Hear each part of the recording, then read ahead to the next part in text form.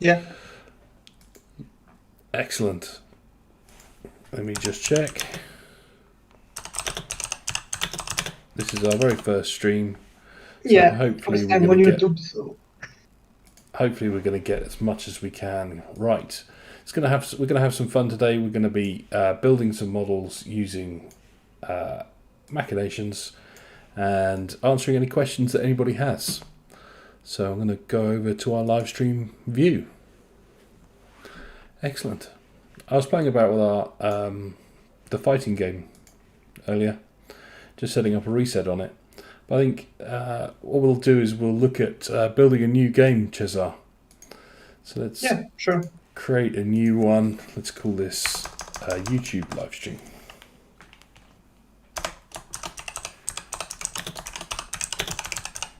Yeah, I'll join it. Excellent. So what did we fancy today? Well, I was working on, or rather than working on, I was playing a game called, I believe it was Kitchen Scramble, which is a cooking game, and I Nice. was going to build a model for it. So what's the core loop? You do some cooking. Yeah, so it's level based. So Nice. level 1, level 2, level 3, and so on. You select a level, you start it, you complete it. The main objective of a level is to get to the required objective, which can be either serving a number of customers, getting an amount of cash, don't fulfilling some objectives like don't burn the food, don't waste food, don't have leaving customer, stuff like that. If you complete that requirement, you finish the level, you can move on to the next one. So the loop is pretty simple. Go in and either complete or fail the level. I don't think we're gonna do anything gameplay related. It shouldn't be necessary. We are gonna affect the chances of the player winning or losing a game, however, because that's dependent on upgrades, player skill, stuff like that. Okay. And as you progress further, you unlock new recipes, which then the customers will require. So you will have to cook different things and more different things. And also the appliances that you use will need to be upgraded as well for you to keep up with the increasing number of orders that you get each level. So there's also an upgrade mechanic in the game. Okay. I'll put that in as a pool for now. Yeah. What else is very important? Very important is the fact that when you do lose a level, you lose a life. You Ooh. have 5 hearts in total. A heart refreshes every 30 minutes, I believe. Or you can speed that up with hard currency. And what's the hard currency called? Gems, I think. I'm just going to turn Nice. on the game. Classic. Yeah. Gems and the other one, I don't know, but they look like money, like dollars. So I'm just going to say dollars. That's the soft currency. And you use your soft currency to buy your upgrades for your appliances. And you use your gems for regenerating lives, buying all sorts of boosters and stuff like that. I didn't buy any boosters yet, so I don't have a list of them. I can't tell which one is which. It sounds like our super simple game loop, which is something like this. Actually, I'm going to do it with a gate.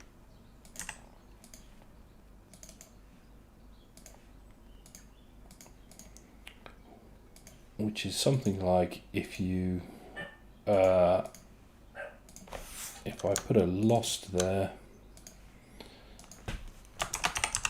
lose, win.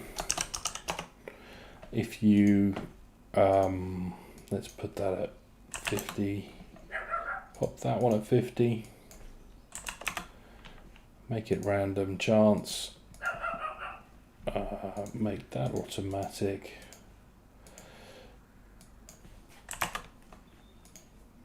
We're going to call that upgrade. And then this is your level. Sounds like the core loop to the game is the more games you play, the more games you win.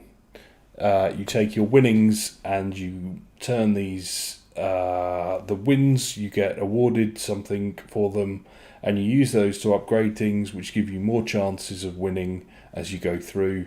And actually the difficulty then gets higher with each win as well. Yes. Yes, the difficulty does get higher with every stage that you play. I would say significantly so, actually. So there's quite an increase.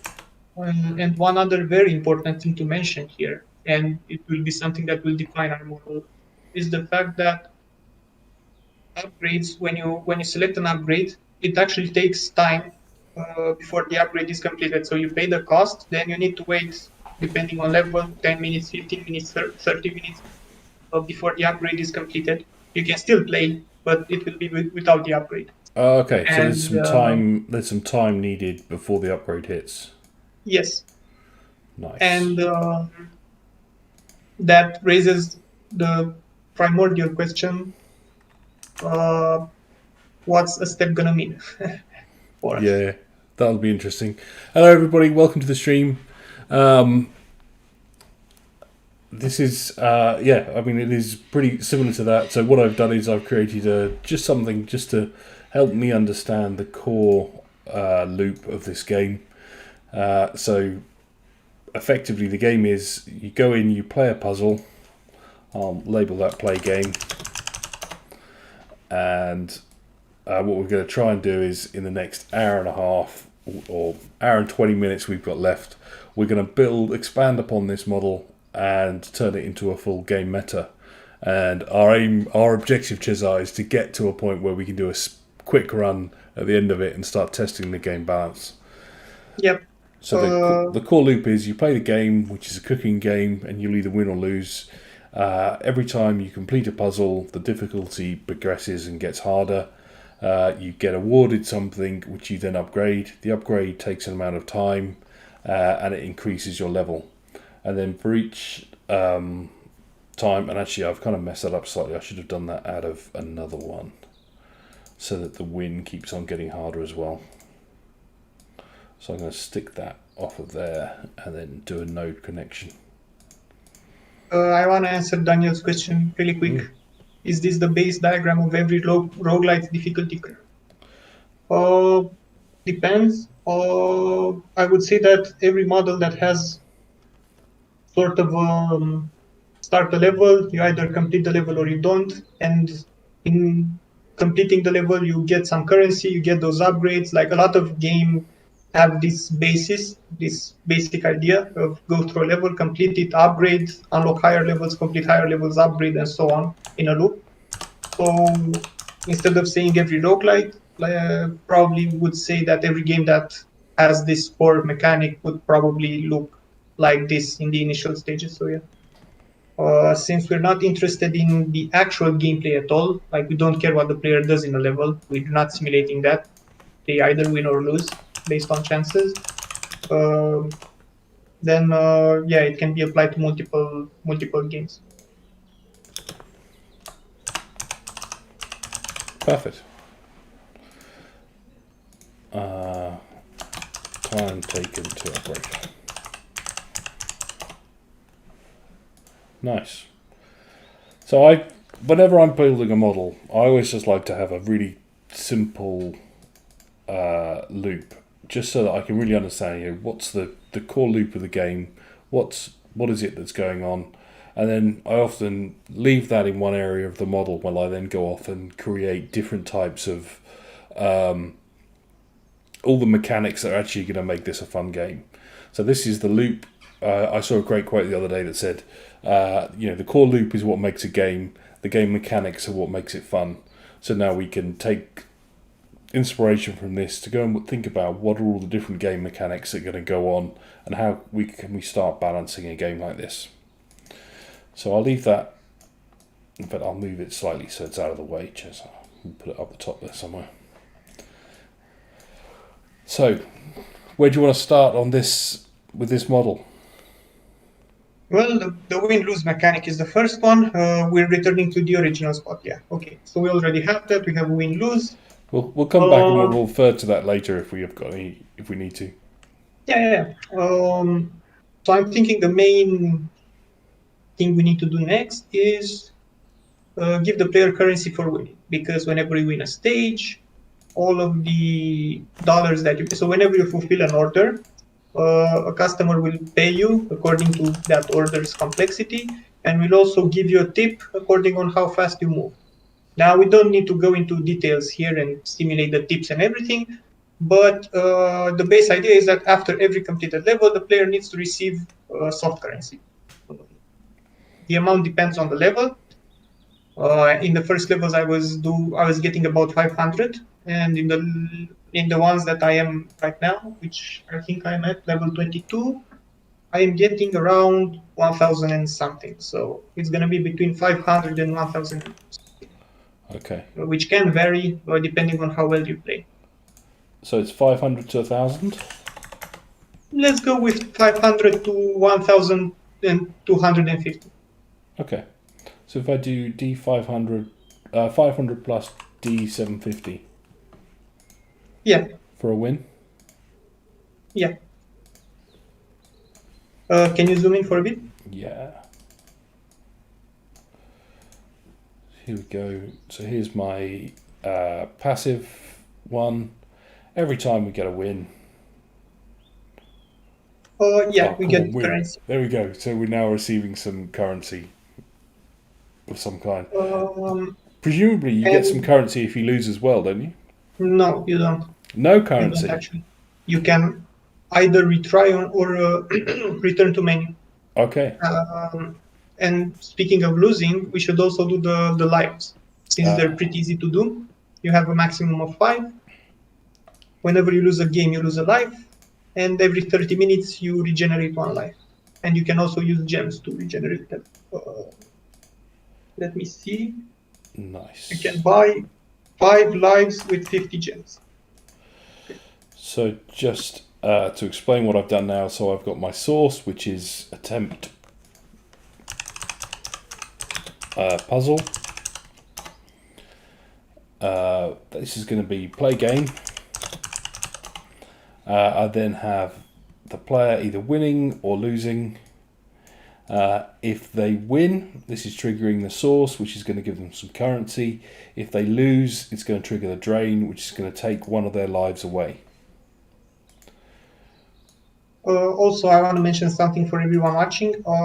Building this model is the secondary objective of the stream, so to speak of. Our first objective is to answer any questions that you have. So if any of you have any questions regarding using Machinations, or they don't have to be related to the model we're building, please feel free to ask us. We'll read chat, and I will be reading chat and trying to answer every question. So. Perfect. Good summary. Yeah. Also, now is the time, I think, where we determine what's a step worth. So the time it takes for me to do a level, I would say, is 1 minute or 2 minutes at most. Either win or lose, but it doesn't take more than 2 minutes. So. Okay. Well, if we were to pop something in here.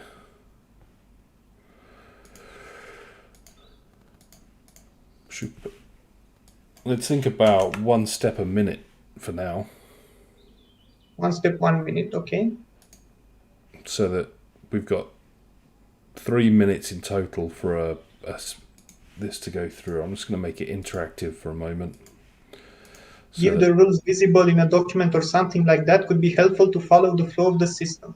Have we some documentation or similar about this game economy? I have only played it myself. I'm basing that on my experience. What we can do is we can type what we're trying to do in a text note next to it, Matthew, if that's okay. Yeah.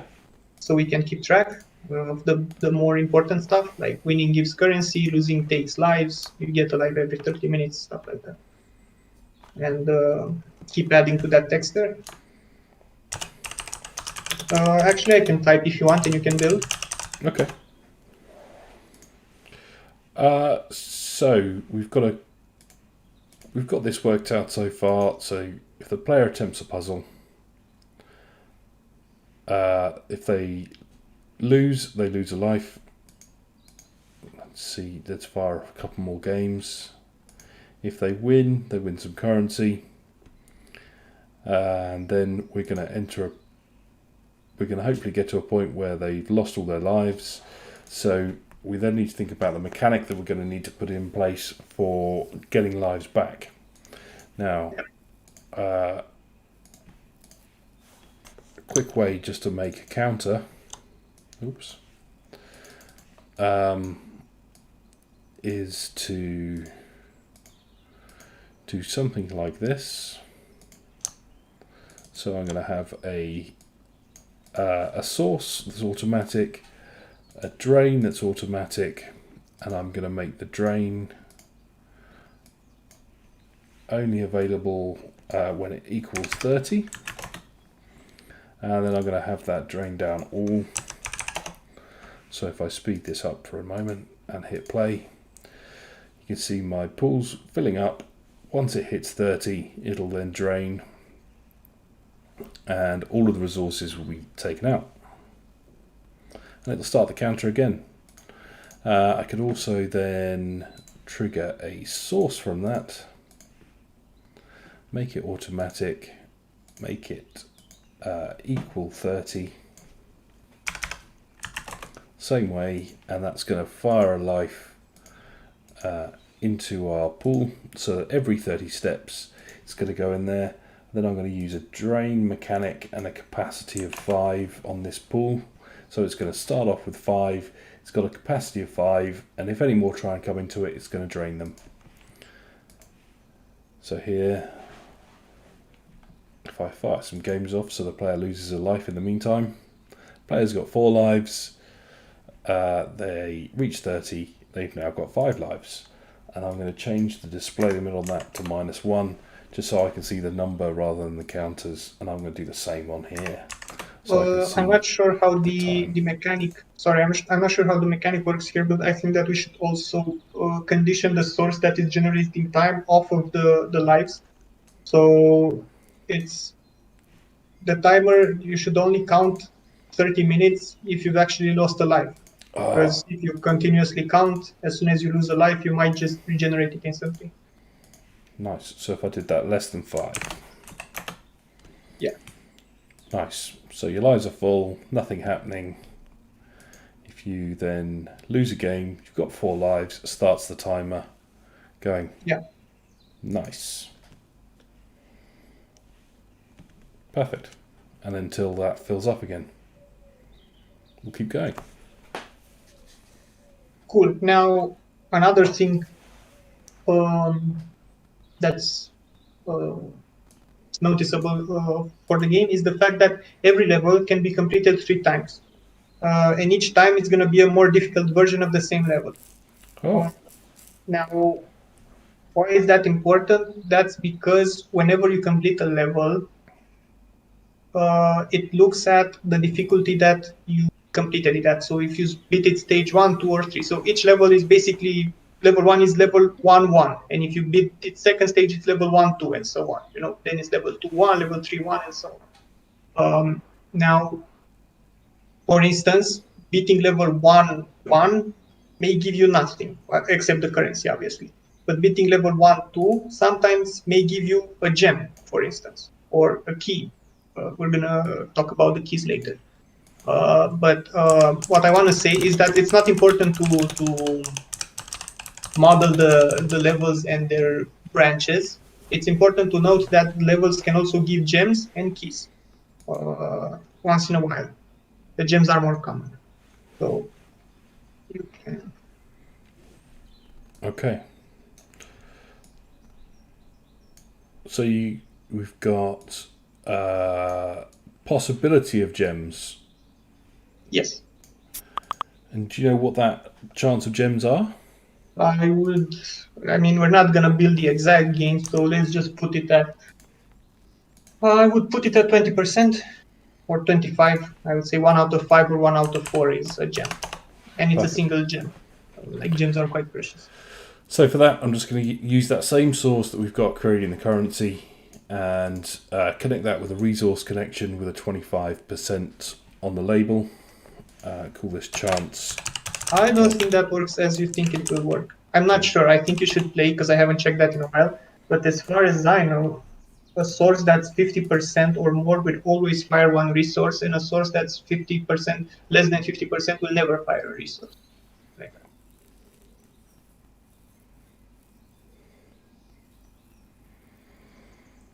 that. Okay, it works like you do. Okay. That's how I thought it worked. That set the Yeah, probability of one resource going across. it's okay. I And we've wanted to make sure. had 30 wins and we've got 7 gems. So it's approximately Monte Carlo simulated 25%.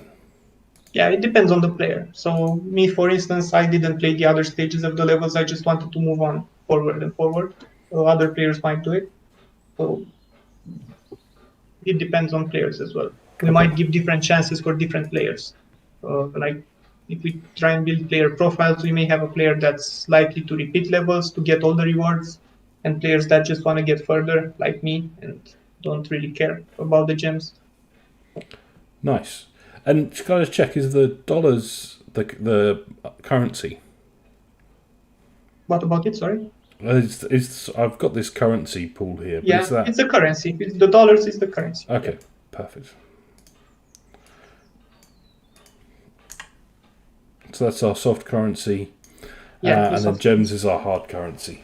Exactly. And just for that terminology, a soft currency is normally a currency inside the game that you earn through gameplay. A hard currency you might get through gameplay, or more often that's the currency that a player's actually going to buy inside the shop or through an in-app purchase. They're going to purchase gems, and then they can then be used for a number of different purchases across the game. So Yeah. we've got a soft currency, which is our dollars, and our hard currency, which is our gems. Okay, so the system is in place. The live system doesn't need to be improved. It's as good as it's gonna get. Next up, I think that the next step for us should be looking at upgrades and how they influence your chance of winning. Now, Well, I was going to say that we've got a super simple play game. Win or lose is basically equal odds at the moment. yeah, it should start fairly high at the beginning. It's the first level or the first 2 levels they really hold your hand, so to speak. So I don't know how you can fail them. Okay. But yeah, it should get less and less with time, and we should increase it with upgrades. Again, I don't know if we should talk Do we specific need to upgrades. track which level the player's at? Because I Yeah, guess we should. Sure. that's win, but I'll put another pool here just for the sake of it. Call this the level, and just pull it off that same source. And I'm going to make that -1 on the display so we can keep track of it. Maybe put it even from the win pool with the state connection, so it's not one step behind. Okay. Because that way. Oh, explain to us why that's a good idea, Cesar, because Yeah. it's genius. So by using the trigger from the win pool into the source and sending that resource into the level, the step in which the resource would enter the win pool is not the same step in which the source would send the resource into the level. So the level would actually be increased in the next step. If we use a state connection like this, the instant the win pool is updated, the level pool is updated as well. So we're doing it in the same step rather than waiting an extra step. You can see right now the line that is blue means that the source will trigger in the next step. So the gems and dollars will actually be given in the next step to the player and not in the current step. So when I And we do the wanted next the level step, to be. So Sorry? now when I do the next step, Exactly. boom, then the dollars come over. Yeah. And the the player's gems already on to player 2. and the player is in level 2. Yeah. Nice. I'm thinking now if we should, so there are different appliances that the player uses to cook stuff, and each of them is individually upgraded. I'm thinking if we should model them as a whole, or do maybe 2 or 3 different ones, because obviously, like every upgrading system, the next upgrade is more expensive than the previous one. Let's do them each individually. Got any ideas what we're going to call them? Yes, I will tell you in a moment. Hopefully. I should So explain. one of Part of this is we're getting ready for next week's webinar, and this is the model that we're going to use to talk about modelling different types of player behaviour in the next webinar. So it's a perfect opportunity to show building this system, but we're taking inspiration from Pop Reach's very popular game. What's the game called, Chesa? Kitchen Scramble. Kitchen Scramble. Nice. Yeah. So the first one is, I can't see the name, but I don't know how it's called in English. What's the one in which you make French fries in? Deep fat fryer, or just a fryer. Fryer, yeah, deep fryer, yeah, that's the one. Okay, so that's one. Another one is cutting board, and the third one, which I have unlocked, is grill. So those 3 are the only ones that I have unlocked. So we'll just go with these 3. Okay, and I'll call that on grill. And there's also another interesting mechanic that we should do. So basically, when you cook, you have a number of ingredients that you can use. So the first level, you only have 1 possible ingredient, the second level 2, and they keep increasing over time. The value of an order is given by how complex the dish is and what ingredients it has. And you can upgrade those ingredients so that a food that contains that ingredient gives you more cash, which is worth in some levels where the requirement for completion is having an amount of money at the end of the level. So you can actually upgrade ingredients as well. Okay. But those are quite a bit more than the appliances. I think we should only do, like, again, 3 of them or something, because there's 11 of them I have right now. So it's going to be quite the repeating system. And they're all taken from the dollar. Yes. Okay. I haven't. Actually, what I'm going to do is, just so we can keep track of how much the players received, I'm going to do the old trick of a node connection.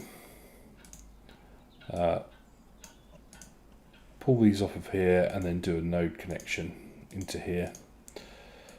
So just to explain that, I find it really helpful. This might very well be something that we want to keep track of as we go through the game, and by using a node connector into another pool, it then means that we can do our upgrades from here. We'll keep track of exactly how much the players received throughout the game in the left hand pool, and then this is the pool that they'll spend from.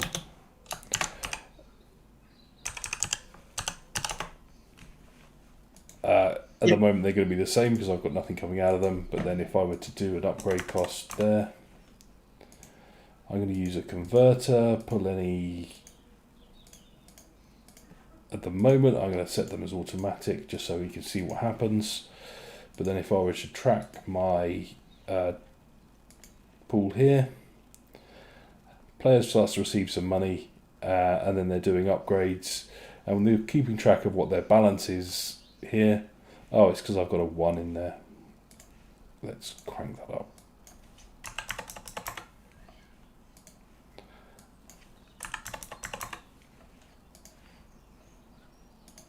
Try that again. Means the player's going to be very poor now.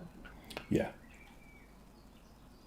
So now we can see how they're tracking, but I can also then keep track of how much currency the players received in total.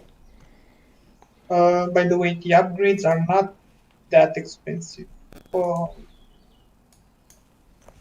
I don't know the cost because I've upgraded it already, but for instance, each of those appliances has 3 levels of upgrades. So we go from 0 to 1 to 2 to 3. Uh, the third level for cutting board, for instance, is 3000. So that's the final level. The first level might have been 1000, I don't remember. We can make it linear, so it doesn't matter. We can make it 1000, 2000, 3000. Nice. So I've set the limit for those at 3. So what's the first level? I would say 1000. Let's do 1K, 2K, 3K. So it can come off the grill as a plus 1K. Perfect. So I'm going to grab a state connection from the grill into there, try and make that look slightly neater. And for this I'm going to then do plus 1000. Yeah, and what happens is that when the grill pool will receive a resource, it will add 1000 to the resource connection it points at. That resource connection has a base cost of 1000 right now, a base label of 1000. So each pointing grill will add another 1000 to that label. So Nice. the upgrade will get $1,000 more expensive for each level that is in grill. And that obviously stops at a level 3 because the pool has a capacity of 3, so it will not accept resources beyond that.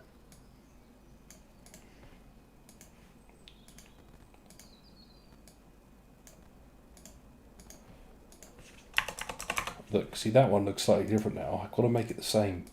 It just triggers my OCD. There we go. Look, that's better. It's because of the title that you gave it. Yeah. That looks better now. Okay, so now it's going up. Once they reach level 3, they're all going to stop. Because in this instance, I've put them at... I've put a block characteristic at 3. We can also turn off the converter when it reaches 3. Yeah. So that's got to be less. Because otherwise you'll keep draining money for no reason. Yeah. You can see that the converter is still pulling because you can see the dollars are decreasing. So the converter is trying to convert, but it has no pool to send those resources to, so it just drains them. That's why we should, and what Max is doing right now is also disabling the converter. So when we reach 3 resources in our upgrades pools, then the converter has done its job. It's time to rest.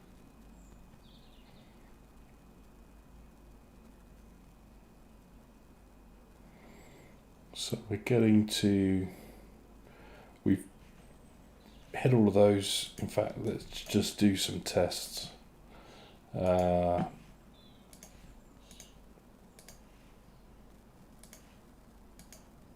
in a quick register. A plus B plus C. That's my super technical formula, and then I'm going to stick an N condition that says equals 9. So let's clear that. Yeah, what an end condition does, for those of you that don't know, it's a node that when a condition is fulfilled, the one going into the node, so equal to 9 in our case, it stops execution immediately.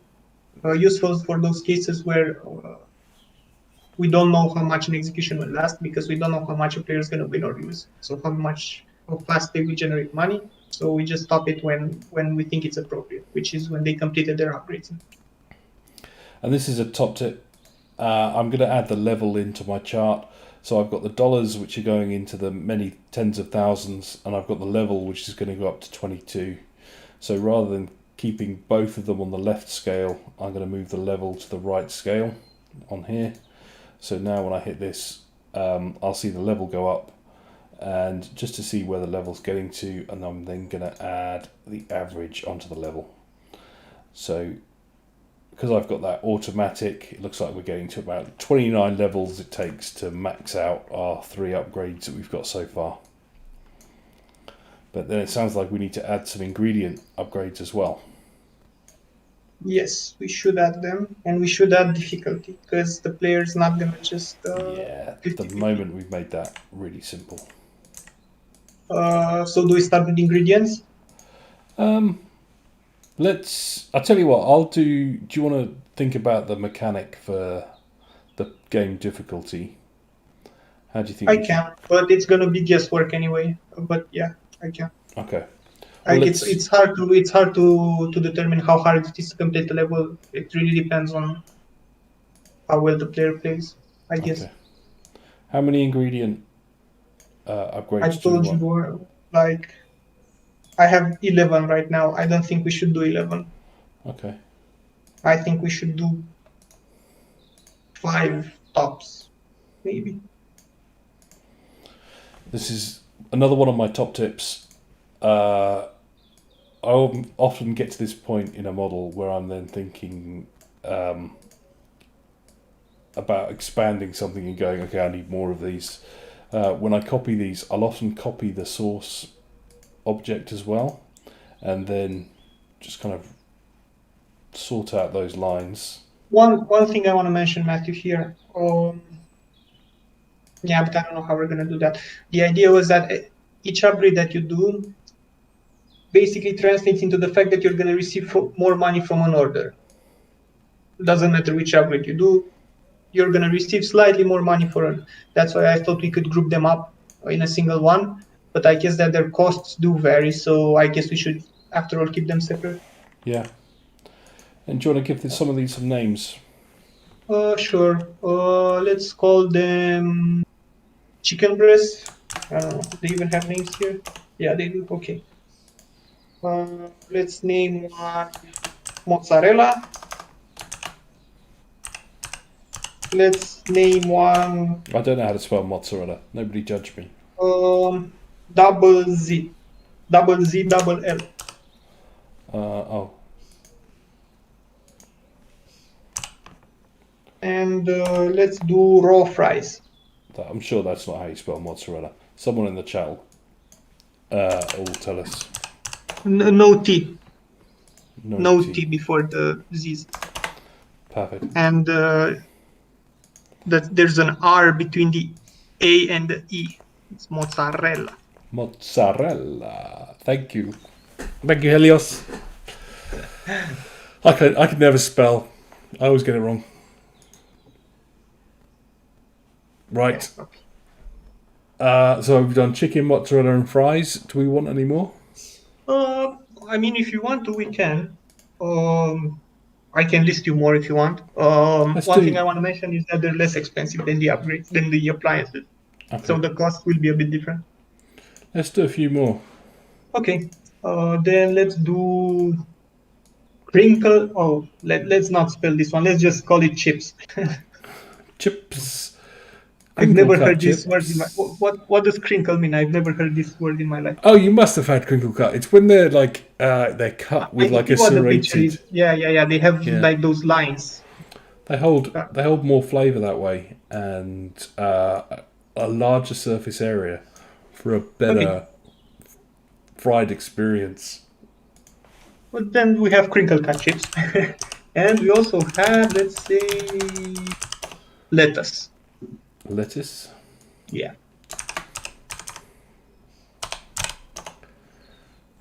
Anything else? We have more. I can name them all if you want. Yeah, let's do it. Okay. Let me see which one I... How long we got? We've got 50 minutes to get to a quick run. Coleslaw.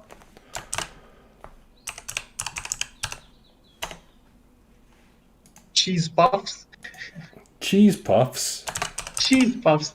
Like, people are coming in and request that you give them a bag of cheese puffs or a bag of crinkle cut chips, and you're supposed to be a restaurant. I don't know. It's weird. Everyone likes a cheese puffs. Of course. We have sesame seed bun. We have grape tomato. Grape tomato? Yeah. Is that one thing or is that two things? No. Grape tomato, it's one thing. I don't know what it is. It's a red. It's a tomato for sure, but like The picture doesn't tell me much. I think it's a smaller tomato. I don't know. Oh, could be. And we have. Did I say chicken breast? Yes, I've got Yeah. chicken. Okay. How many do we have? I've got loads now. We've got like I don't know. Oh, they're 9, not 11. Yeah, I miscounted because they're 4 on a row. Yeah, we have 9. I think. I Nice. think we. Horry is getting hungry. Yeah. Da-da-da. Boring bit as I move connections around. I've not done very well at aligning those. I got you. Hopefully. I think I got you. Move. Oh, I find that when you are close with them, it's better to move them away and move them back. yeah, that's true. But I'm not sure which ones are on the line and which ones aren't. I'm unsure. Move some of these nice pretty labels.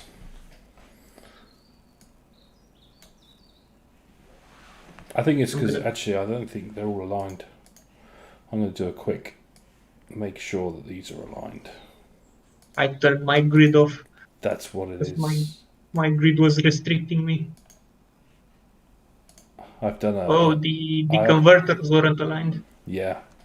Okay. Got to be aligned. You know, I'm like Cesar. It freaks me out. I think that's why they weren't lining up.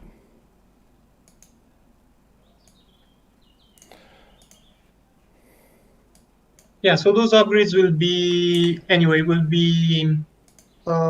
less expensive, I guess. Let me see if do I have any level 0 ones. Not really. I do. It does depend on ingredient. So some ingredients are the first ingredients of the game, which are the chicken and the fries, are less expensive. They start at like 500 probably. The more fancy ones, like the mozzarella, they start at 1,000. So it's going to be different for each of them, but we're going to be making up numbers anyway. If we do make up numbers, fries is 500. Let's go with 500. Can you please zoom in when you? Yeah. Fries 500, and then we'll increase the cost by 500. Crinkle cut chips 500. So let's make fries 500, chicken 500. Let's make the chips 750. Let's make the cheese puffs 750. Let's make the tomatoes 750. Slow down, Cesar. I'm not that fast. Sorry. I got cheese puffs at 750. Yeah, tomatoes 750. Tomato 750. And lettuce 750. And the rest should be 1,000. And the cost will be again linear, 500 for the 501, 750 for the 751s, and so on. Yeah, got it. Oh, nice. So now we've got lots for the player to spend their money on now. So let's do a quick reset. Clear that.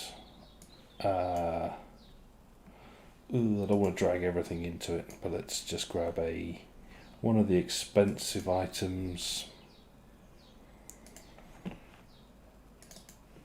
I'm going to stick an end condition in that says when it reaches 3.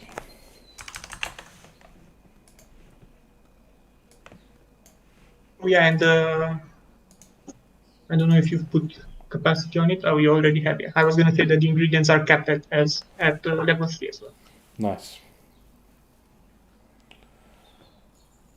It's going through, so that's obviously not perfect. Some of those might be at a lower level, like the coleslaw's at a lower level there, the seed bun. But we're getting our mozzarella to the 3rd level after 65 wins. There's a tricky bit here. Mm-hmm. Now, depends on what the audience wants as well.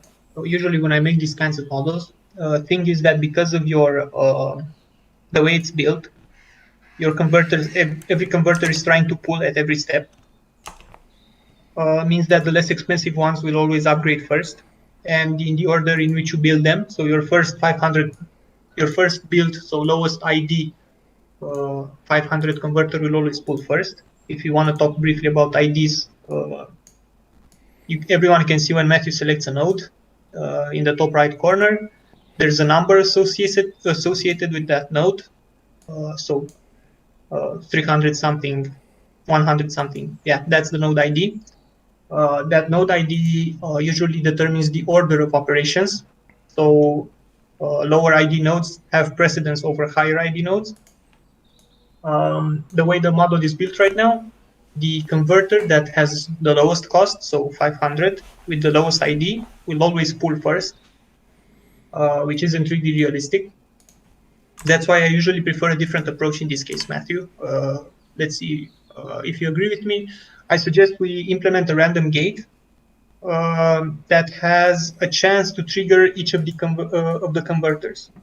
The converters are passive, and the random gate splits into all of them, so only one can be triggered per step, so that we get a different chance for activating each upgrade according to the player in general.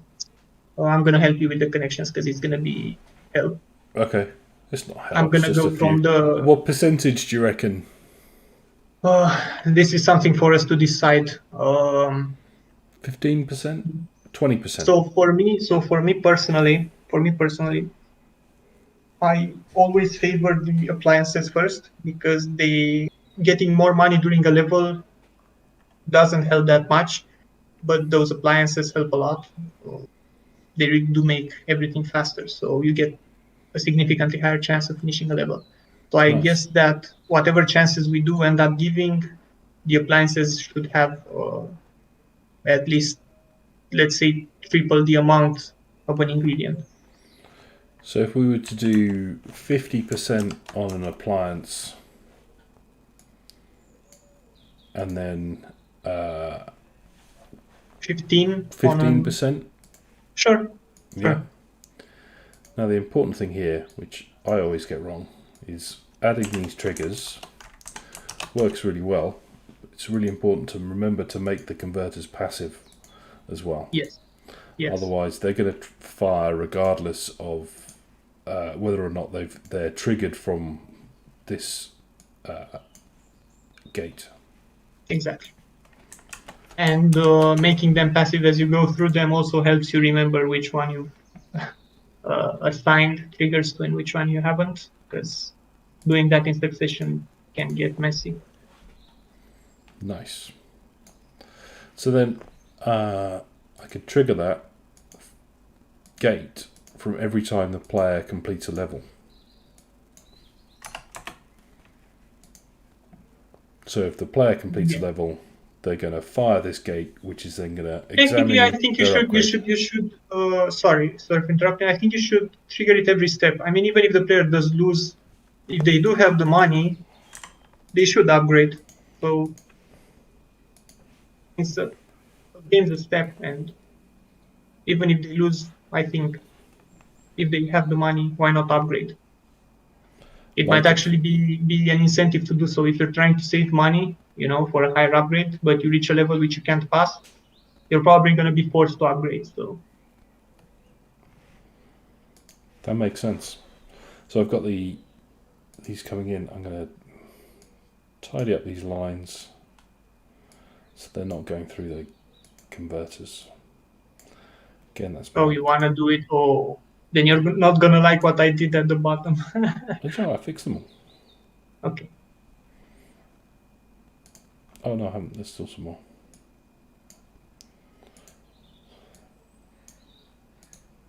Okay. Perfect. So this is a good way of kind of starting to simulate the player behavior, and just using that characteristics of 50% chance of the player upgrading their equipment, and then a 15% chance of upgrading the different ingredients is a great way of kind of starting to build out a system to simulate what a real player is actually going to do. I like it a lot. So, Yeah. we've now changed that. What's that done to our... So again, now that we have the system in place and we're triggering every step, it's fine, because even if we trigger where we don't have enough money, since the converter is full all, it's just going to blink yellow and nothing's going to happen. So Yeah, I did put an end condition on this, so it's just going to run. yeah, it's going forever. Like, you're going to make infinite money now that you don't spend them. 100% chance of winning, and they'll easily get through it. So here we go. So now it looks a bit better. The players keeping a lot more money around now because there's only a chance of them upgrading, but they're still not stockpiling too much currency. Yeah. I think the most I was able to save was around 3,000. So I feel like it's quite okay. Yeah, certainly makes sense. But we still need to look at these odds of winning or losing a game. Yes. And that's what the whole upgrade system was made for. Now, as I said, the ingredients should be, the feedback from ingredients should be, we receive more money, we receive more dollars from a one game, and the feedback from appliances should be, we have a higher chance to finish a level. So to do that, I'm going to add a converter above the play game gate.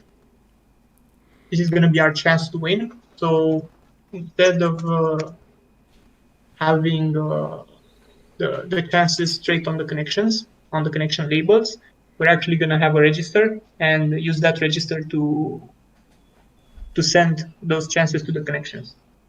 Now, the chance to win, I guess it should start at about 98 to 2, something like that. I'm really not sure if you can lose the first level or not, but I guess a 98% win rate for the first level is okay. And we should decrease it over time.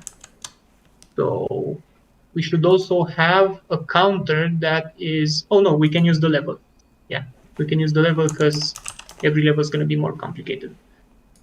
Okay, then we're going to need another register in which we count our upgrades, our appliances, and we need another register in which we count our ingredients. Upgrades. Okay, I'll wire up these up while you work out the chance to win. Yep. So this is going to be appliance. Hello, Bio. Great to have you here. Maybe even spell it correctly. Okay. And the other one's going to be ingredients upgrade.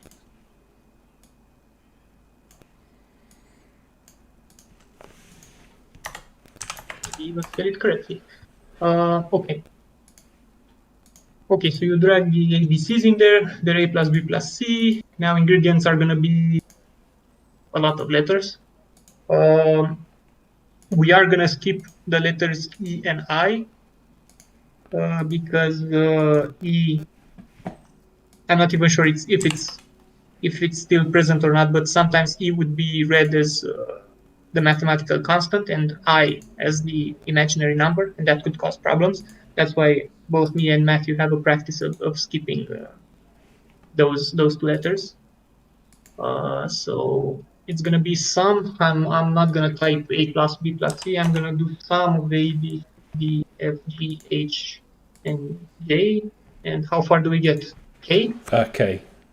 Okay. A, B, C, D, F, G, H, J, K. Perfect. Cool. So that's going to be the sum of our upgrades for ingredients, and the one on the top is going to be the sum of our upgrades for appliances. Now, back to our chance to win. We're going to receive 2 variables inside our chance to win. We can even do 3 if we do player skill, which I guess we can.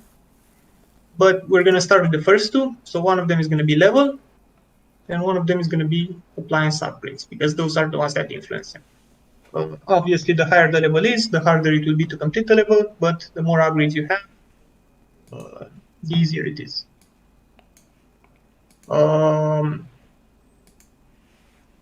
Now, should we do player skill as well? Yeah. Let me just drag the names a bit of I'm the. going to set that up as a random. Sure.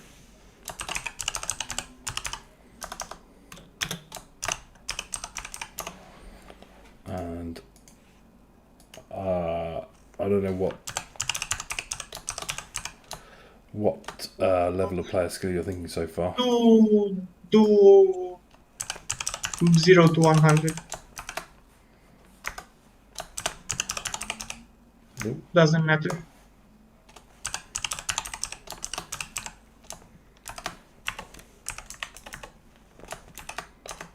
Perfect.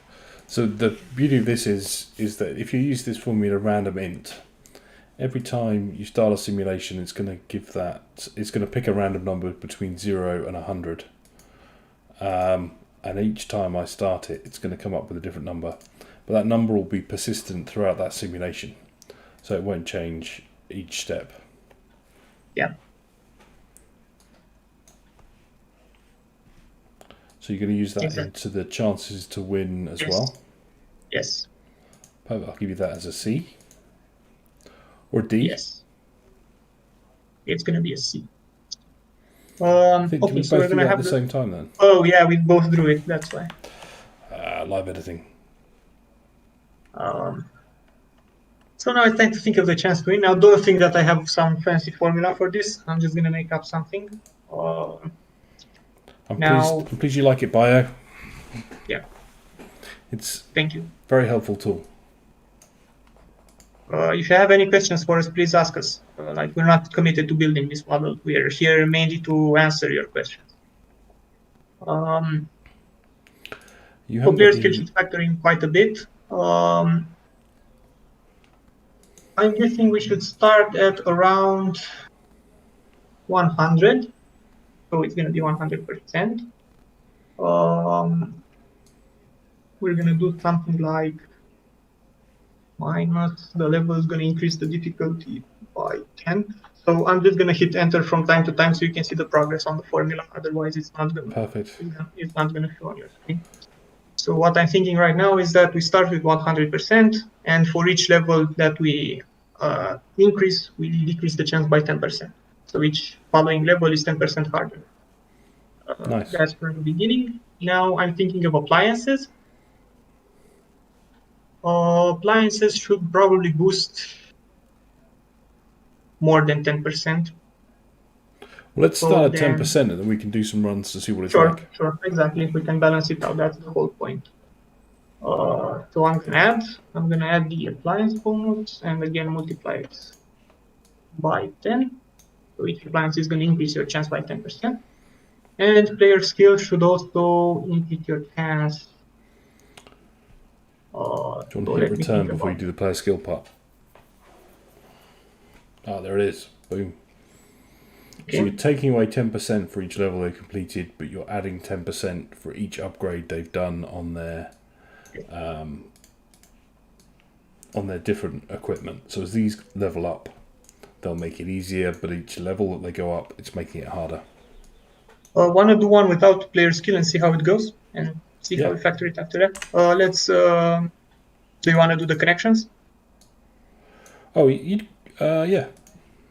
So what we're going to do is we're going to take this into our odds of them getting it right. Yep. I'll try and move these so we can make sure they're clear. And for this, we actually want minus. Yeah, good luck with that. Which way around? Is it -1 or +1? It's +1. The chance to win should be the chance to succeed. Okay, so that's going to be +1. And then we're going to have that go into the lose chance, so I'm going to give that 100. I'm going to give that 0. Yes. And then I'm going to put a -1 on here. So let's just see if that's Let me slow it down from rocket speed. So we've got a bit of a delay. They won that time, 80%, 70%, 60%. They're starting to lose. They won one, they lost one, they won one. They've upgraded one appliance so far. 2 appliances. So it's only the appliances that are changing their odds of whether or not they win or not. Now we're going to hit 0. So they've got to level 13 and they have a 0 chance of winning. Yeah, you know what we didn't do? We didn't cut the player's ability to play when losing all lives. Oh, well, they're on 0 lives. We can come to that. Yeah, sure. So I guess But at the moment, our difficulty curve is a little bit hard. It's hard. The appliances should definitely help more. Yeah, if I make that, take those off visibility. But Matthew, how do you think that we... So obviously what we're doing here are the first levels, because I have 3 appliances, but I haven't been playing that much. Yeah. So I'm guessing that the difficulty curve should be a bit more forgiving, as in the level shouldn't decrease by 10%, maybe do it 5%, and the appliances should maybe increase by, let's say, 20% or 15%. Maybe. At the moment, once you get to kind of level 15, you're screwed. That's it. You got nowhere else to go. Yeah. You're never going to win. Then let's do 5 for level instead of 10, and let's do 15 for appliance instead of 10. Perfect. And see how that goes. So that's obviously that could have been like, this is level 15 and then you're screwed, but if we factor in player skill as well, that would have helped. Now we're essentially simulating with the player skill of 0, so the worst possible player. So now they've got to they're getting a bit further. They're getting up to like level step 120. So let's have a look, see what the formula looks like. I'm guessing it's because they've capped out. One of the handy things with the quick runs is once you've done the final quick run, it'll leave the results and you can actually see them. So they've upgraded 3, 3 and 2, so they didn't quite get to 9 across all of them, and they got to 44 and the chances are 0, and that kind of kicked in back here somewhere where it starts to get really hard. So when they hit the 43rd level or 43rd win, it then kind of trails off.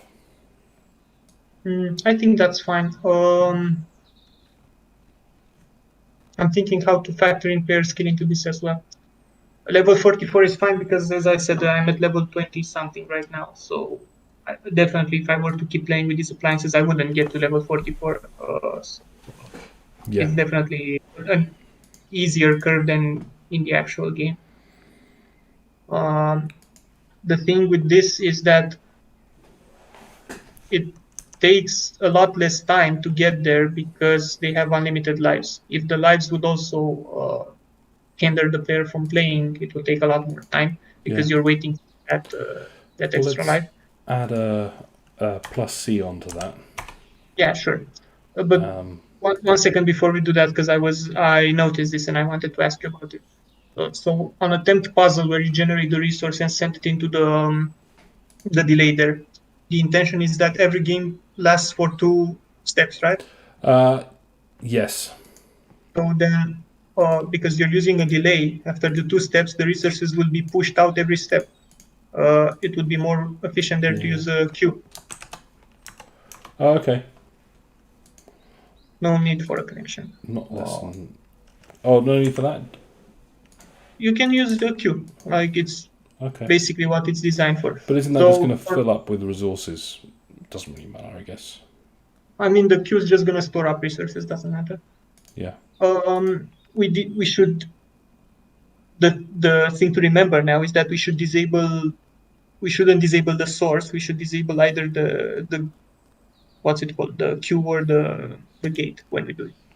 So the difference between the delay that Matthew had before and the queue that it is right now is that the delay receives resources and stores them for a number of steps.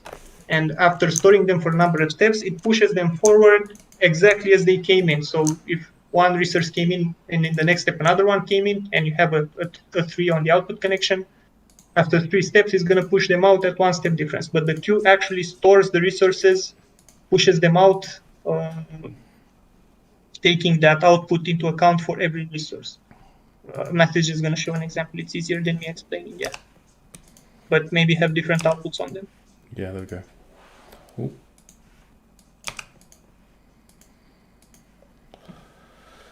So here, this one's now will fire out 1 resource per step because it's a delay. So it's delaying each resource by 3 steps, whereas this bottom one's queuing them up inside here so that they're only coming out once every 3 steps. So now our games are lasting for 2 steps. 1 step being 1 minute. It's something that we agreed upon in the first minutes. Cool. Nice. So we've added plus C into here. We've got the delay that's queuing them. So let's have a look to see what that does. I think that player skill. Yeah, check with the delay. I'm thinking about player skill. I feel like it should increase the chance or decrease it by a maximum of 20%. What I'm going to do is I'm going to add this into the chart just so that we can keep a track of it. I'm going to make it a color. Reset, clear, go.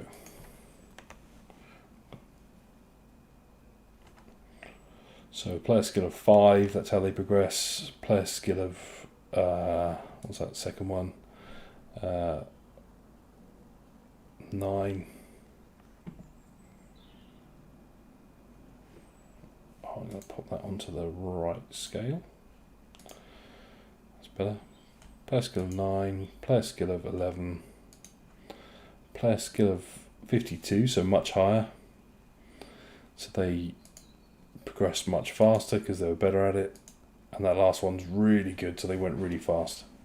And they didn't really start to slow down until they reached this sort of point. So 56 wins, then it starts to slow down. Yeah, let's nerf it down a bit. As I said, I don't think we should have the player skill influence that much as in 0 to 100. So the player skill will still be 0 to 100, but instead of adding C in the formula, I think we should add maybe C divided by 5. So okay, well, keep the random the same. Yeah, and just have it influenced by a maximum of 20%, maybe. Nice. So you then cut it down. I think we can do more than let's divide it by 4. But yeah. Perfect. Let's have a quick look. Let's do some runs.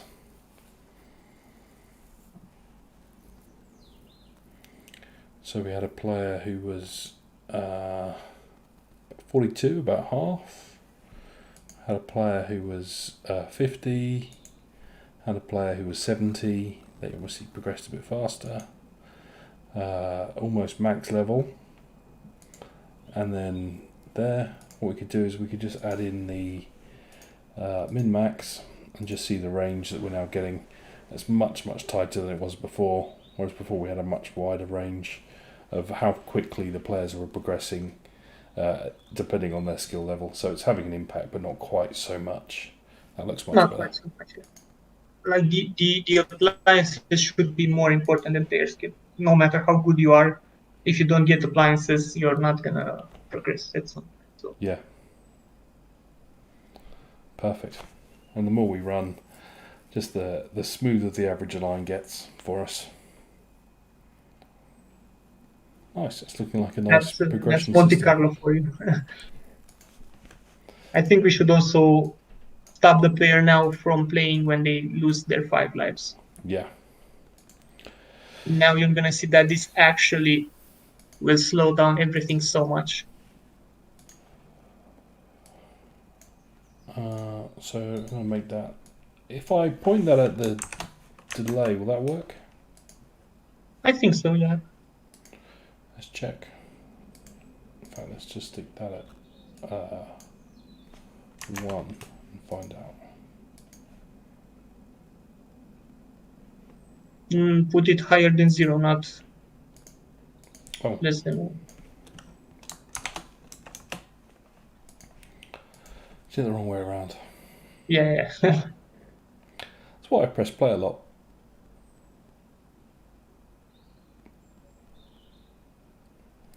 So the player's not going to lose any of these games. In fact, I'm going to Of course speed they're it not. up a bit. I mean, the first 2 levels are extremely hard to lose.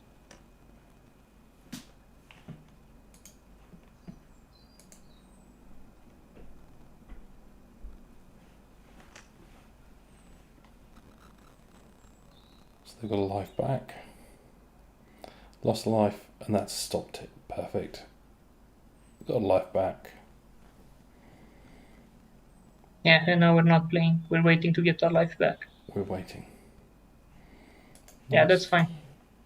So let's clear the chart and let's do some quick plays. Got 200 steps. I'm probably going to have to increase that. That must be when the player started to run out of things. So I'm going to adjust. I'm going to take my player skill out for now. Don't care about that.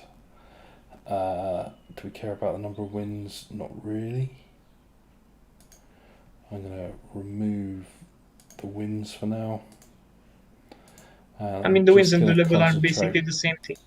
On the life. Okay. How many lives But have they make got? them start with 5, not 1. Yes. So now let's do a couple more quick plays, just looking at how many lives they've got. Dropping right down, and then they're only playing once every 30.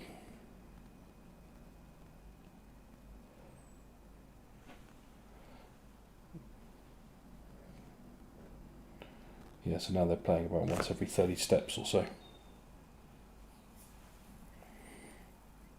Or actually, they're probably playing multiple games in those moments. But those are where they're losing the lives. Nice. And let's compare that to the level. And step it up to 500 steps.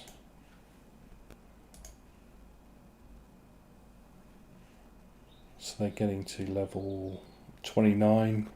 Starts to get hard. Get some lives back, win a couple. Now, Nice. as I said, that's about the level I got to, 20-something. So obviously, if I were to play more appliances would be introduced to me, so the progression curve wouldn't exactly look like this because I can't keep upgrading and Nice. on. I think I like the life system because it makes a really nice mechanic to stop somebody literally just sitting down for a weekend and playing all of your levels non-stop with infinite lives. There's no challenge for them. They go through the entire content. This way you've got another really nice mechanic to kind of control how many games a player's playing. Yeah. Nice. 15 minutes left, Cesar.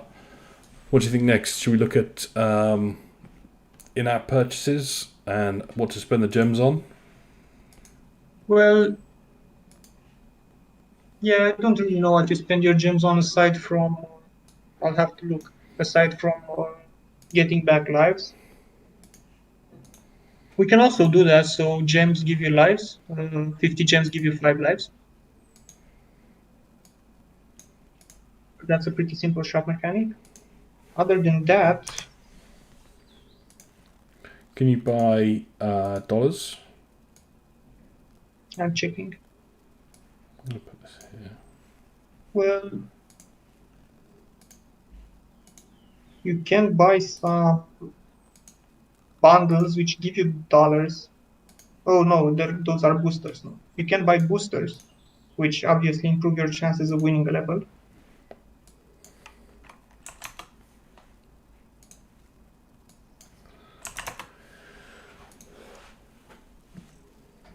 Boosters? Yeah. We shouldn't go into details with boosters. Basically, every booster improves your chance of winning that level. How many one boosters? way or another. How many boosters How can you have? many? I see 10. And do they each perform a different task, or are they? I see It's getting messy. I'm going to move this stuff. 7 different ones. Yeah, there are some that, so one of them gives you more time during a level, one of them gives you more customers, some of them gave you burn immunity, so when you burn a meal, it doesn't burn. Some of you let you instantly cook a meal, some of them let you try again if you fail without losing a life. So yeah, they're pretty different. Nice. I'm going to move. I'm just moving the gems somewhere else. I haven't really decided where I'm going to put them yet. Maybe we'll just go all the way over here. So we've got a bit more space. And I'm going to take them from here back into the life pool. Line that a bit better. Make that 5. Bit of a wonky one, but in mind, make it 50 gems. I'm going to do pull all. No, passive. Pull all. Then I'm going to put that off of the same each step to trigger it. It should only be available to trigger when the player has no life. Yeah. No lives left. I mean, otherwise it's buying 5 lives.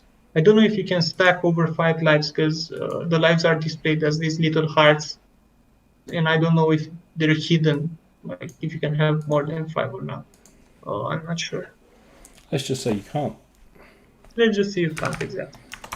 So this converter is only available when the life pool, are they lives or hearts?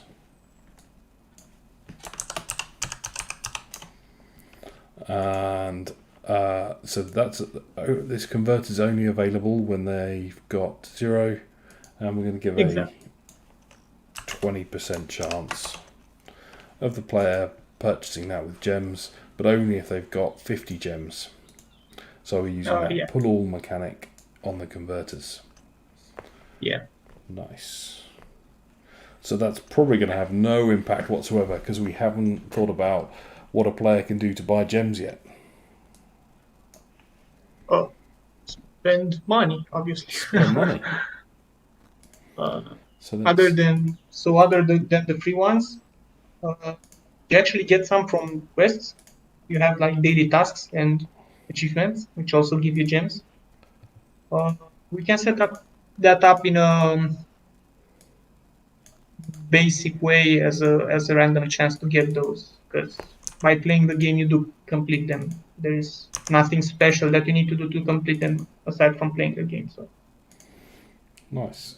One of the things I like to do when we're starting to look at this, just as we did with player skill,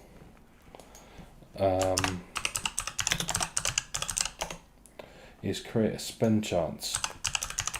So here I'm going to do a random integer of 0 to 5. So it'll generate me a random number between 1 to 5 each time I hit play. And this is where I think about the player profile.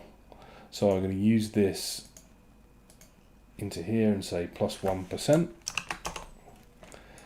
So these are the odds of my player if I added something onto the end of this. These are the odds of my player being someone that's going to purchase something.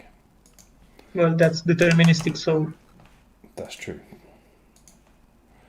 And then I often use another gate to say these are the odds of this player purchasing something. This one not going to be someone that spends any money in the game. This is a 2% chance of them spending money. So although I'm firing this through every step, they've got a 2% chance of spending money. And at the end here, I'm going to make a group of different types of purchases that the player could do. I'm going to put 4 in there for now. Want me to tell you some bundles? Yeah, hit me. Just a sec. I always like to use these ones whenever I'm doing something out of a gate like that. Don't know why. This style, I don't know what style you call it. Yeah, I don't know how it's called either.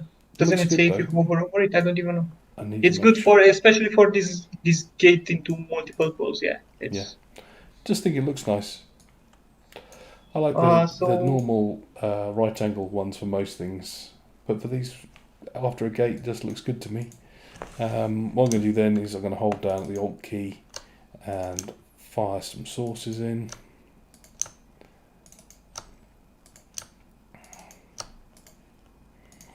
Make each of those passive. Make these triggers.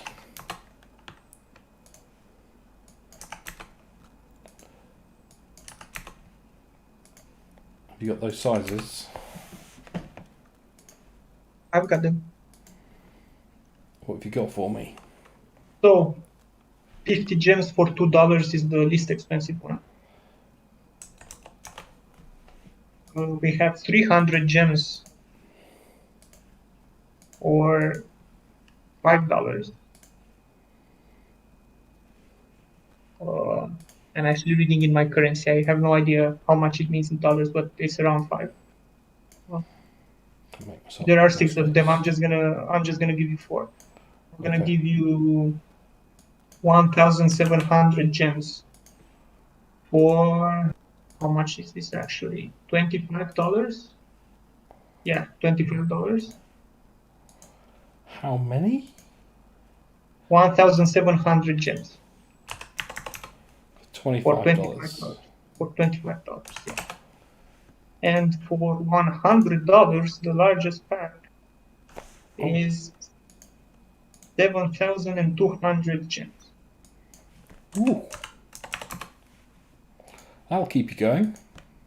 Yeah, forever. Like the gems are, one gem is pretty expensive. I mean, in game, it has a lot of value. One gem. So yeah, 7,200 is actually a lot. So I've got 100, I've got a 25, and I've got a 2. That'll do. Oh, I'm going to make that one 90% chance of that one. So if they bought something, there's 90% chance it's just 50 gems. I'm going to give it a 8% chance. Oh no, sorry, that's the wrong way around. 2% chance of it being the 100, and then an 8% chance of that one. Obviously, I'm just making this up. Ideally, you'd take that from telemetry.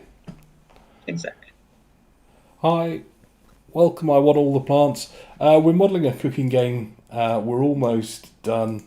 We'll run through all of the mechanics in a moment. We're just in the process of building up a quick part of the model that's simulating a in-app purchase part. So here, when I hit play, generating us a random percentage chance that this player is going to spend money in the game. It's a fairly small chance, just 0 to 5. This player has been generated with a 3% chance of purchasing. If they purchase something, it comes through this first gate, which is the odds of them buying something at all, and then it goes into another gate, which is going to say what sort of purchase they're going to make. And if when the resource from this source comes into one of these pools, it will then trigger our source, just as it just has. So it's triggered our source. It sent 50 gems into the player's pool so that they can spend those gems to give them more hearts so they can carry on playing the game. And it put 2 resources into our revenue to see how much money we've made from this player. So lots of things going on in here. So then we've got our upgrade paths, we've got our chances of winning. What we've got left to do, Cesar? Well, there are a bunch of things we've got left to do, but not enough time to do it. So Yeah. So let's get to a big reveal and see what we can start getting out of our model. So we have our hearts that we're tracking. We have our level that the player's getting to. We've got how many dollars they've got, so we'll make that one visible again. We've got an average on that, which we'll make visible, and then I'm going to make money's green. Don't know why. Money's always green. So I'm going to put our revenue as green and add that onto the chart as well, so we can see how much money we're making. Dollars is going to be on the left. Level is going to be on the right. Hearts we're going to put on the right now, and revenue we're going to put on the right. So now let's do 1,000 steps and see what we've got happening. So one of the things we've got wrong at the moment, Cesar, is that as this fires through, a whole bunch of stuff going on here, so maybe I'll stop it after one quick run, which is we're assuming that the player's going to come back in and play their heart the second it's available and it's been unlocked, rather than waiting to come back. Exactly. We're assuming that the player is glued to their phone. Yeah, and which isn't the case. Doesn't sleep. We've also got them spending quite a lot of money. I don't know if this is necessarily correct. That was a super well-engaged player. Well, they run out of lives fairly quickly, and so they, since it's based on chances to buy, they do tend to buy. Yeah. So they did very, very well. They didn't stop playing. They used hearts every single chance they had. As you mentioned, the first thing that we should look at here, and we can improve, is the fact that the player does not play non-stop. We should have different players again here, because some players play 10 minutes a day on the toilet, some players play on the ride home for an hour, some players play 3 hours in bed, so different players as well. But we should account for that activity as well. Yeah. And that's where we're going to leave a massive opportunity to come and join us in our webinar next week. We're running the session twice, once on Wednesday in Central European time at midday, and then once on Thursday at midday Eastern Standard Time. So no matter where you are in the world, hopefully you can join one of our webinars. The link to come and register for that webinar is in the description. And it should be a lot of fun, where we're going to take this model now that we've done all the legwork in it, and it's mostly there. Cesar's going to tidy it up and add those extra mechanics in for it for next time, and then we will be just focusing on these key areas where we're looking at the chances of a player doing something or not, and looking at how we can then use this model to make sure that every type of player is getting a fantastic experience for their game. And we never leave a player behind. Also, Jeff from Pop Breach is going to be joining us. The model that we've kind of been building here today is one of Pop Breach's games, and then we'll be looking at how they look at games from a live ops perspective and what they do to optimize the player journey and the player experience, so that every player has a great experience and also they maximize those revenue opportunities in the game. Although, we've just built this, and look at this. I mean, we had someone spending $250 Cesar. So, that's fantastic. If we can get that much out of each player, we'll be laughing. So maybe those percentages are a little bit high, but we'll play about with that over the next couple of days. Love to know if anybody has any questions. We've probably got time to answer a couple of questions before we drop off. And we'd love any feedback that anybody's had about today's stream. This is the second time we've done a live stream, but the first time we've done it on YouTube. Hopefully the quality's been okay, and everybody else will be able to keep up and track with us. If anybody has any requests of what you'd like us to do in the future, please do let us know. We'd love to get your engagement and tell us what would be of interest for you. Yep. Well done, Cesar. Well done, Matthew. You were doing all of the legwork.